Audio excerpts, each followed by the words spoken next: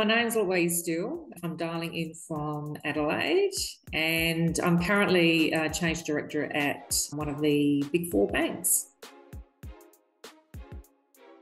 I love the psychology, the human centre, that real human focus side of change. I think if we're looking at where the market's heading, it's really progressing down a different path. It's not the traditional change management anymore. It's very, very much about building things in conjunction or in partnership with our stakeholders, rather than us, change practitioners doing things and then trying to say, well, this is what we're going to implement and off we go. So I'm trying to do where I am a change in our framework and the way that our ways of working. And so for me, the course just resonated around how I was going to be able to deliver that, and just give me some ideas and structure around that real human-centered change or human-centric change management side of things.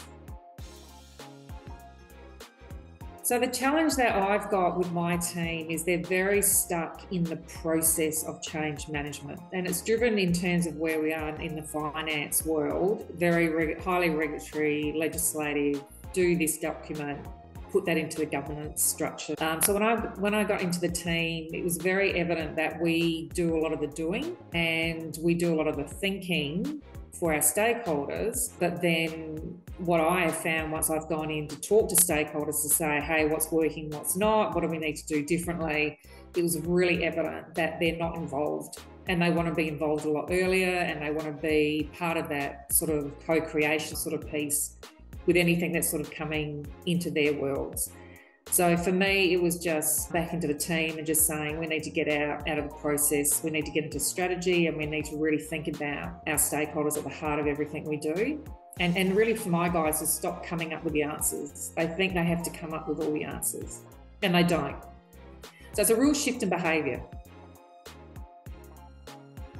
It gave me an opportunity to really think about how we can use those things, those learnings, and how I can then bring them into my team, but keeping that sort of finance, that highly regulatory sort of structure in place. With the team now, every single thing has the lens of the stakeholder.